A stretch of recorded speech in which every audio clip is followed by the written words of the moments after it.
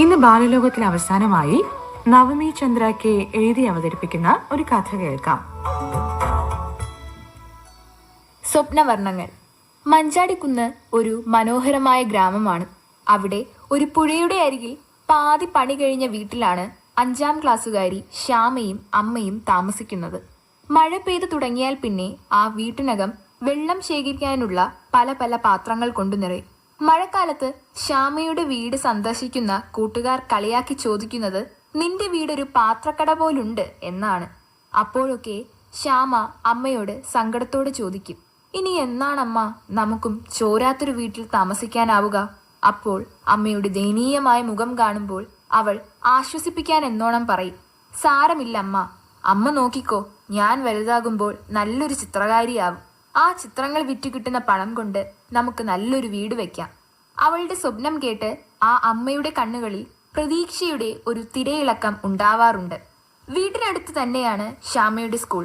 അവൾക്ക് സ്കൂളിലെ കൂട്ടുകാരെക്കാൾ കൂടുതൽ കൂട്ടുകാരുള്ളത് സ്കൂളിൽ പോകുന്ന നാട്ടിടവഴികളിലാണ്. കറവക്കാരൻ കേശുവിന്റെ മേയ്ക്കാൻ വിട്ടിരിക്കുന്ന പൂവാലി പശു, തോട്ടുവക്കിലെ കാക്കപ്പൂവിൽ വന്നിരിക്കുന്ന ചിത്രശലഭങ്ങൾ, തോട്ടിലെ മീനുകൾ, ഇവയെല്ലാമാണ് അവളുടെ നാട്ടിലെ കൂട്ടുകാർ. സ്കൂളിൽ ചെന്നാൽ അവൾക്ക് ഏറ്റവും ഇഷ്ടം നിമിഷ ടീച്ചറെയാണ്. ടീച്ചറിന് അവളെയും വലിയ ഇഷ്ടമാണ്. ഒരു ദിവസം നോട്ട്ബുക്കിൽ ആരെയും കാണിക്കാതെ അവൾ വരച്ച് സൂക്ഷിച്ചിരുന്ന ചിത്രങ്ങൾ ടീച്ചർ കാണാനിടയായി. അങ്ങനെ എല്ലാവരുടെയും മുമ്പിൽ വച്ച് നിമിഷ ടീച്ചർ അവളുടെ ചിത്രങ്ങളെക്കുറിച്ചും വരയ്ക്കാനുള്ള കഴിവിനെക്കുറിച്ചും ഒരുപാട് വാചാലയായി. ആദ്യമായാണ് അവളെ ഒരാൾ ഇത്രയും പ്രശംസിച്ച് സംസാരിക്കുന്നത്. അന്നവൾക്ക് വലിയ സന്തോഷമായി. പലതവണ ശ്യാമയുടെ വീട്ടിൽ വന്നിട്ടുള്ള നിമിഷ ടീച്ചർ അവളുടെ സാഹചര്യങ്ങളൊക്കെ മനസ്സിലാക്കി പലപ്പോഴും സഹായിക്കുകയും ആശ്വസിപ്പിക്കുകയും ഒക്കെ ചെയ്യാറുണ്ട്. ശ്യാമയ്ക്ക് ഏറ്റവും ഇഷ്ടപ്പെട്ട ദിവസം ശനിയാഴ്ചയാണ്. ആ ദിവസത്തിനായി അവൾ കാത്തിരിക്കും. അതിനൊരു കാരണവുമുണ്ട്. അവളുടെ അമ്മ ജോലി ചെയ്യുന്ന വീട്ടിൽ എല്ലാ ശനിയാഴ്ചയും അവളെയും കൂട്ടിക്കൊണ്ടു പോകാറുണ്ട്. അവിടെ കുറെ ചിത്രങ്ങൾ നിരനിരയായി ചുമരിൽ വച്ചിട്ടുണ്ട്. ഒക്കെയും വലിയ പണം ചെലവാക്കി വാങ്ങിയതാണത്രേ. അങ്ങനെ വരയ്ക്കുന്ന ചിത്രങ്ങൾക്കൊക്കെ പണം കിട്ടുമെന്ന് ശ്യാമ മനസ്സിലാക്കിയത് അങ്ങനെയാണ്. വാൻഗോഗിന്റെയും രാജ രവിവർമ്മയുടെയും ഒക്കെ ചിത്രങ്ങളാണ് അധികവും അവിടെ ഉണ്ടായിരുന്നത്. അവരുടെ വരകളും ശൈലികളുമൊക്കെ നോക്കി മനസ്സിലാക്കിയാണ് ശ്യാമ തന്റെ ചിത്രരചനയ്ക്ക് തുടക്കം കുറിച്ചത്. അവിടെയും അവളെപ്പോലൊരു കുട്ടിയുണ്ട്. ആ കുട്ടിയുടെ അമ്മ മകളുടെ നിറം മങ്ങിയ ചായങ്ങളും ഒടിഞ്ഞ കളർ പെൻസിലുകളും വലിച്ചെറിയുമ്പോൾ അതൊക്കെ ശ്യാമയ്ക്ക് വേണ്ടി അവളുടെ അമ്മ എടുത്തുകൊണ്ടുവരും. അങ്ങനെ ആ ഉപേക്ഷിക്കപ്പെട്ട നിറങ്ങൾ കൊണ്ടാണ് ശ്യാമ ചിത്രങ്ങൾ വരച്ചു തുടങ്ങിയത്.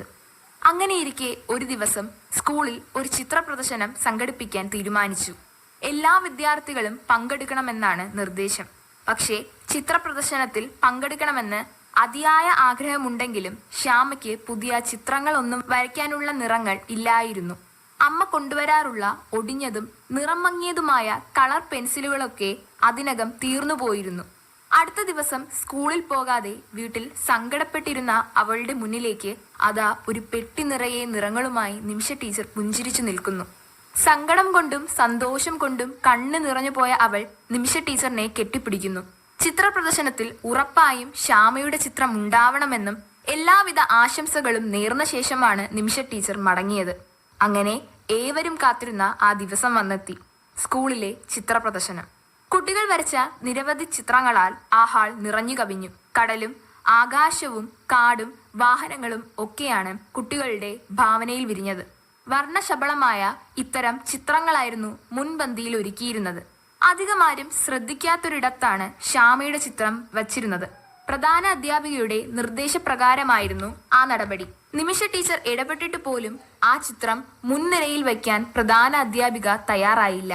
ചിത്ര പ്രദർശനത്തിന്റെ ഉദ്ഘാടന കർമ്മം നിർവഹിക്കാനെത്തിയത് വലിയൊരു കമ്പനിയുടെ ഉടമയാണ്. കുട്ടികളുടെ സർഗസൃഷ്ടികളെല്ലാം അദ്ദേഹം വിശദമായി കാണാൻ തുടങ്ങി. മുൻവരയിൽ ഒരുക്കി വച്ചിരുന്ന തന്റെ മകൾ വരച്ച ചിത്രങ്ങൾ ചൂണ്ടിക്കാട്ടി പ്രധാന അധ്യാപിക ഉദ്ഘാടകനോട് വിശദമായി വിവരിക്കുകയാണ്. എന്നാൽ അദ്ദേഹത്തിന്റെ ശ്രദ്ധ ആ ഹാളിന്റെ മൂലയിൽ മാറ്റിവെച്ചിരുന്ന ശ്യാമയുടെ ചിത്രത്തിലേക്ക് നീങ്ങുകയാണ്. ആ ചിത്രത്തിന്റെ മുന്നിലെത്തി അദ്ദേഹം കുറെ നേരം കണ്ണെടുക്കാതെ നോക്കി നിന്നു. ഒപ്പമുള്ള ടീച്ചർമാരോട് ആരാണ് ഈ ചിത്രം വരച്ചതെന്നും ആ കുട്ടിയെ കാണണമെന്നും ആവശ്യപ്പെടുന്നു. ഉടൻ തന്നെ പ്രധാന അധ്യാപിക അതിലിടപെട്ട് ഉദ്ഘാടകനോട് ക്ഷമാപണത്തോടെ പറയുന്നത്, ആ ചിത്രം പ്രദർശനത്തിന്റെ ഭാഗമാകാൻ യോഗ്യതയില്ലാത്തതുകൊണ്ട് താനത് മാറ്റിവെക്കാൻ നിർദ്ദേശിച്ചതാണ് എന്നാണ്. തുടർന്ന് ദേഷ്യത്തോടെ ടീച്ചർമാരോട് എത്രയും പെട്ടെന്ന് അത് ഹാളിന്റെ പുറത്തേക്ക് മാറ്റാൻ നിർദ്ദേശിക്കുന്നു. എന്നാൽ ഉദ്ഘാടകൻ ഇടപെട്ട് അത് തടയുന്നതോടെ എല്ലാവരും അമ്പരക്കുന്നു. അതിനിടെ ശ്യാമയും കൂട്ടി നിമിഷ ടീച്ചർ ഹാളിലെത്തുന്നു. നിശബ്ദമായ ആ വലിയ ഹാളിൽ എല്ലാവരും അവളെ തന്നെ നോക്കി നിൽക്കുന്നത് കണ്ടപ്പോൾ അവൾക്കാകെ പേടി തോന്നി. എന്നാൽ ഉദ്ഘാടകൻ അവളെ അഭിനന്ദിച്ചുകൊണ്ട് സംസാരിച്ചു തുടങ്ങി. നല്ല ജീവനുള്ള ചിത്രമാണ് മോൾ വരച്ചത്. പടം വരയ്ക്കാൻ പഠിച്ചിട്ടുണ്ടോ? അവൾ പതിഞ്ഞ സ്വരത്തിൽ ഇല്ലെന്ന് മറുപടി പറഞ്ഞു. എന്താണ് ഇങ്ങനൊരു ചിത്രം വരയ്ക്കാനുള്ള കാരണം? മോൾ എവിടെയെങ്കിലും ഇതുപോലൊരു കാഴ്ച കണ്ടിട്ടുണ്ടോ?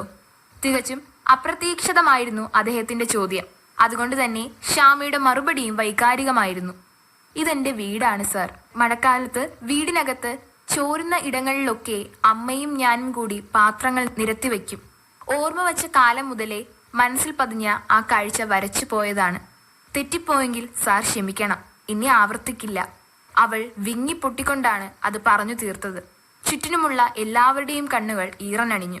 പ്രധാന അധ്യാപിക അവളുടെ തോളിൽ കൈവച്ച് ആശ്വസിപ്പിക്കുന്നു. ഉദ്ഘാടകനായ കമ്പനി ഉടമ അവളുടെ കണ്ണീരൊപ്പിയ ശേഷം നെറുകയിൽ കൈവച്ച് അനുഗ്രഹിച്ചു. അന്ന് രാത്രി ഉറങ്ങാൻ കിടന്നപ്പോൾ ശ്യാമ അമ്മയെ കെട്ടിപ്പിടിച്ചുകൊണ്ട് ചോദിച്ചു, അമ്മ, ഇന്ന് സ്കൂളിൽ വന്ന സാറിന് എന്റെ ചിത്രം ഇഷ്ടപ്പെട്ട് കാണുമോ? അതോ നമ്മുടെ അവസ്ഥയോർത്ത് സഹതാപം തോന്നിയിട്ടാവുമോ എല്ലാവരും എന്നെ ആശ്വസിപ്പിച്ചത്? അമ്മ അവളെ ചേർത്തു പിടിച്ചിട്ട് പറഞ്ഞു, സത്യസന്ധമായി ചെയ്യുന്ന എന്തിനും വിലയുണ്ടാകും മോളെ. ഇന്നല്ലെങ്കിൽ നാളെ ദൈവം എല്ലാം കാണുന്നുണ്ട്. നീ കണ്ണടച്ച് സ്വപ്നം കണ്ടുറങ്ങിക്കോ.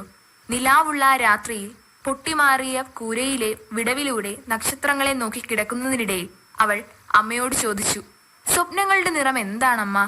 അമ്മയതിന് മറുപടി പറയാതെ കവിളത്ത് ഒരു ഉമ്മ കൊടുത്തു. പിറ്റേന്ന് രാവിലെ ഒരു വലിയ കാർ അവളുടെ വീടിനു മുന്നിൽ വന്നു നിന്നു. ശ്യാമയും അമ്മയും അമ്പരന്ന് പരസ്പരം നോക്കുന്നതിനിടെ കാറിന്റെ ഡോർ തുറന്ന് ആദ്യം ഇറങ്ങിയത് അവളുടെ നിമിഷ ടീച്ചറായിരുന്നു. തൊട്ടുപിറകെ തലേ ദിവസം സ്കൂളിൽ ഉദ്ഘാടകനായി എത്തിയ കമ്പനി ഉടമയെ. അമ്മയുടെയും മകളുടെയും മുഖത്തെ ആശ്ചര്യം കണ്ടപ്പോൾ നിമിഷ ടീച്ചർ പറഞ്ഞു, പേടിക്കണ്ട, ഇവിടേക്ക് തന്നെ വന്നതാണ്. സാർ രാവിലെ വിളിച്ചിട്ട് മോളെ കാണണമെന്ന് പറഞ്ഞപ്പോൾ കൂട്ടിക്കൊണ്ടുവന്നതാണ്.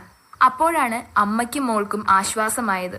ശ്യാമയുടെ വീടും പരിസരവുമൊക്കെ നിരീക്ഷിച്ച ശേഷം അവളുടെ അടുത്തെത്തി അദ്ദേഹം പറഞ്ഞു, കഴിഞ്ഞ ദിവസം നല്ല തിരക്കുള്ളതുകൊണ്ടാണ് മോളോട് കൂടുതലൊന്നും സംസാരിക്കാൻ കഴിയാത്തത്.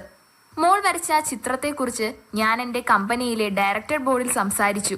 അവർക്കൊക്കെ അത് കാണണമെന്ന് വലിയ മോഹമുണ്ട്. ഞങ്ങളുടെ കമ്പനി മോളുടെ ചിത്രങ്ങളൊക്കെ വാങ്ങാൻ തയ്യാറാണ്. വെറുതെ അല്ല കേട്ടോ, നല്ലൊരു പ്രതിഫലവും നിശ്ചയിച്ചിട്ടുണ്ട്.